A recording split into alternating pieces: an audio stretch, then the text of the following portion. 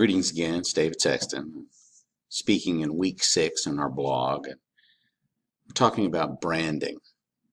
As a man of 54, I can recall things from days gone by that perhaps others of you in my class may not be able to.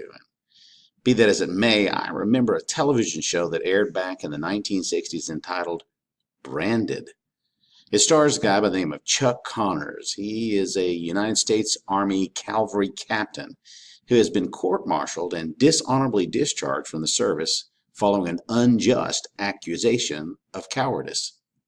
The premise of the whole show was his desire to earn back his good name because he had been branded with a bad one. Branding seems to be a new buzzword, but as you can see, it's nothing new. From this show, it's more related to the way that you would treat an animal by branding it with hot steel and leaving your mark on it so that others can identify it. The branding today is more about the impression we make when others think of us.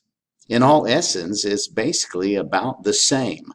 In both cases, you are leaving an impression for others to identify you by. If I were to brand myself, I think I would have to call myself eclectic. My meaning here is that I develop ideas and my style, my taste from a plethora of different things and places.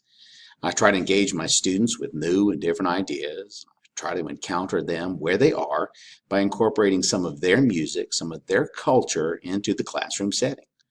All the while, I try to involve them with some things from my own life and my own life experiences.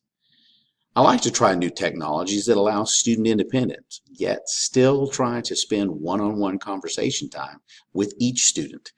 That way they know that I care about them as people, not just students. The branding of this may end up with me being labeled as quirky or eccentric, but I think the uniqueness of being different is worth it to me.